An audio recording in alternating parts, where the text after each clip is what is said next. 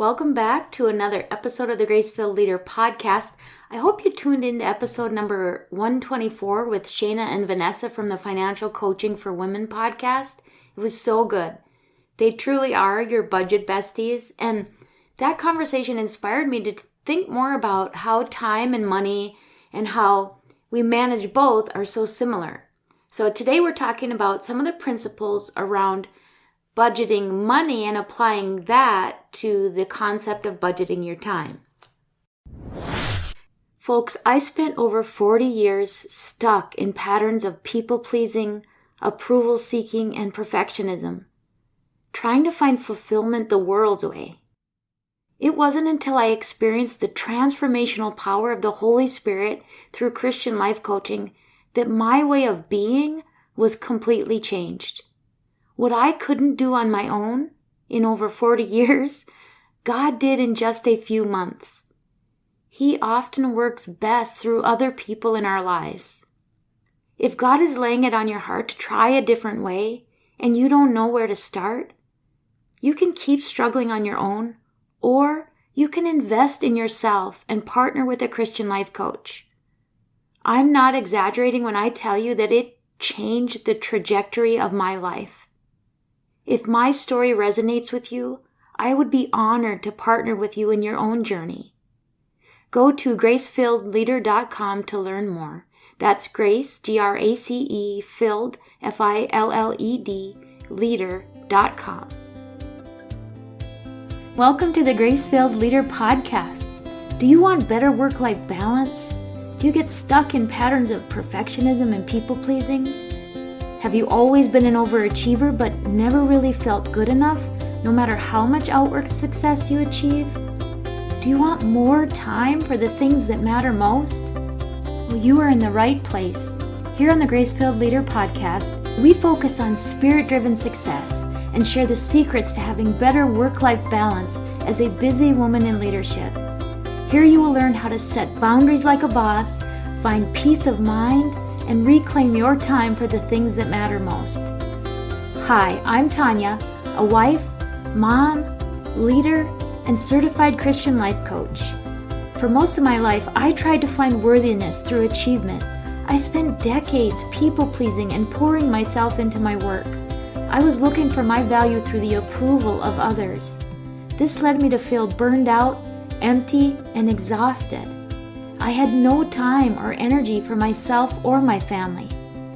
I realized that I was wasting time and energy looking for validation in all the wrong places. But my life changed when I finally surrendered and God showed me a different way. It is my mission to help you start living the abundant life God has for you. If you're ready to become fueled by grace and find freedom from people-pleasing, if you're ready to multiply your time and impact as a Christian woman in leadership, this podcast is for you. Roll up your sleeves, sister friends. It's time to get after it. Okay, so I get really nerdy sometimes when it comes to balancing my checkbook, and I'm getting just about as nerdy with balancing my schedule. If you think about the two resources that tend to drive our everyday lives, what are they? Time and money. I would argue that time is ultimately the most valuable as it's a finite and non-renewable resource. There is no mechanism by which we can make a day any longer than 24 hours, no matter how hard we try. We truly have to learn within our means when it comes to time, just like we do with money. But there are always ways to make more money. It's just whether or not we're willing and able to do it. But that's beside the point. Today I want to talk about the parallel of time and money and how the key to balancing both is to first start with building an awareness or auditing what you have and how you use it. We already talked last month about the first step to my balance coaching framework, starting with the B in balance, which stands for belief. You have to believe that the life you want is possible, and you have to deal with the beliefs that are holding you back from where you want to be. Well, this month I want to take some time to talk about the next step in my balance coaching framework, which is the letter A in balanced, and the A stands for assessing or auditing. We need to assess what we have for resources, how we're spending it now, and where we want or need to be spending it going forward. Let's use the money analogy that Shana and Vanessa talked about as a first step to budgeting. The first place to start is to get it all out on paper. Your income, your debt, your bills, and your spending. Now, to do the bills and the spending part, you really need to audit where you're currently spending your money. And it's best to do that for 60 or 90 days if you can. Similarly, with time, the best place to start is to audit your time. Now, this can be a little tedious and does take a little extra time and intention up front, just like when you start budgeting. But it's important to get it out on paper. There are a couple of ways that I teach people how to audit their time. There's the standard time audit, in which you literally track your time when you wake up, from the time when you wake up, what you're doing from the time you wake up to when you go to sleep. And it's best if you can get at least a good week's worth of data. And the key is to be honest and detailed if you truly want the truest picture. And no judgment here, it is just data, so keep that in mind. I actually have a free template on my website that you can use to audit your time using this method. If you go to gracefilledleader.com, click on freebies, and you can scroll down and find the link to the time audit tool. And there are instructions on the spreadsheet as to how to do it. And then you can also find the link to that freebie in the show notes. So either place, the website or the show notes. Now, because I coach women who are typically overwhelmed, overfunctioning, anxious, and they already feel like they have no time, sometimes this method can feel a bit daunting to start, and they may not want to start, or they procrastinate it. So if that's the case, and if you just can't bring yourself to document every bit of time, which I still believe truly is the best method eventually, a good place to start is to sit down and create a list of everything you're responsible for or have committed to that falls outside your normal workday. So not necessarily every half-hour time block, but just truly listing out all of your kind of activities outside of work. And I say outside of work because it can really be helpful to separate the outside of work activities from your work activities, though an audit of both is important, especially if you find yourself routinely staying late at work or having difficulty getting everything done in a normal workday. So, starting first with the non-work related stuff, sit down and just list out all of the extracurricular duties or activities you are doing and how much of a time commitment they are each day, week, or month. And again, don't start analyzing it beyond just getting it down on paper. Now I want you to list out each day of the week and write down how many awake hours you have outside of work, and make sure you figure in your drive time to and from work when you're subtracting out your work hours. This time that you are listing out is like the income strategy when it comes to budgeting. Not the income strategy, sorry, the income category when it comes to budgeting. So income is like the money that you have coming in. So with time, it's the money you have available to you outside of work to deal with. The responsibilities and the activities are like the bills and the spending categories on a budget. They are the things that you have to spend the time on. Now let's talk about the savings category. Just like with our money, many of us make a decent income, but we seem to spend everything that comes in and have nothing left to save for bigger things that we want to do or have. The same is true with our time. If we are not intentional about budgeting our time, there are really important things that we would like to be doing that we never or rarely make time for. So the equivalent of the savings category on a finance budget is going to be our list of things that are really important to us and we want to make time for, but we tend to, quote, run out of time and we don't consistently make time for it. This might be date night with your spouse, family time, workout time, rest time, play time.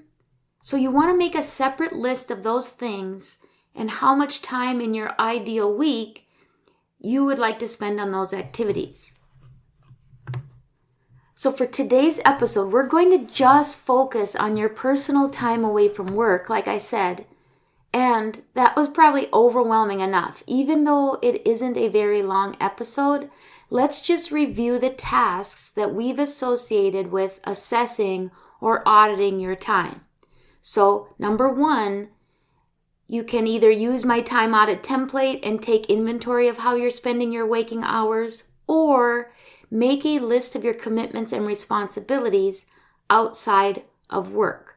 So this is, remember, kind of your bills and your spending categories.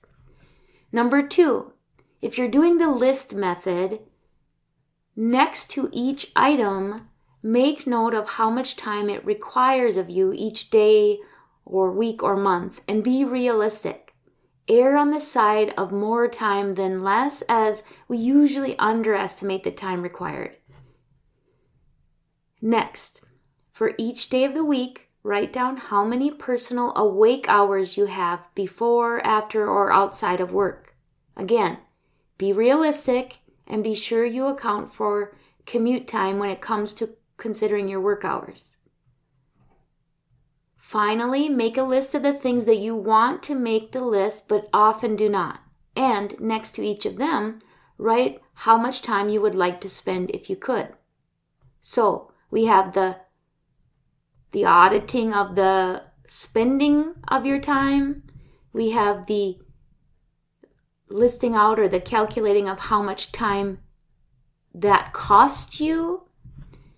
We have the available time outside of work, which is kind of like our income category of time. And then we have our savings category, or the things you want to be able to do with your time that you're currently struggling to make the time for. So I'm going to leave you hanging a little, and while we will continue this conversation, we'll actually probably talk more about this in the coming week, about what to do with these lists. For now, I just want you to focus on gathering the data. You will already start to probably build some awareness, but try not to cast judgment on yourself as you start to make these lists and categories. Just record the data. And don't feel like you have to sit down and do this all at once. Take the week to do it. Keep the notebook handy and just add to it as you notice or think of things. The key to this is just really starting to build awareness. So there you are. My takeaway action step for you today is get it out on paper. Using money terms, you're going to get out the income, spending, and saving. In other words, the time available to you, the time you spend, and the time you desire to spend. The goal here is twofold. We want to get things out of your brain and onto paper where we can actually work with it. Also, just be curious and aware as you gather this data. What do you see? Do you see any patterns? Do you have any insights? Wow, I had no idea how much I'm doing or trying to do. Perhaps it will shed a little light on where there's room to show yourself some grace. I would love to know. If you aren't already, I would love for you to join our free Facebook community and share any insights or questions or even frustrations as you do your time audit. You can go to gracefilledleader.com/community or just click on the link in the show notes. And if you know someone who could benefit from this episode or the show or the community, please do me the honor of sharing and leaving a review of the show. Every review that you leave helps improve the odds of other listeners who need to hear this finding the show. So that's all I have for you today, my lovelies. So tune in next week as we talk about what to do with your lists. And as always, I pray the Lord fills you with gratitude, peace, and His amazing grace. I pray this episode blessed you, spoke to you, or encouraged you in some way. If so, please share it with a friend and head on over to Apple Podcasts to leave me a review. That's the only way for me to know if you're enjoying the show. Nothing blesses me more than to hear from you. Also, come on over to our free Facebook community. This is a great place for us to support one another on our faith and leadership journeys. You can find the link to the group in the show notes or go to gracefilledleader.com/community. If you have questions or content ideas for the show, please send me a message on SpeakPipe or via email. Go to gracefilledleader.com/contact and leave a written or voice recorded message. I would love to know how I can best serve you on the podcast. Now to Him who can do immeasurably more than we can ask or imagine, according to His power that is at work within us. Ephesians 3, verse 20. Until next time, my friends, God bless.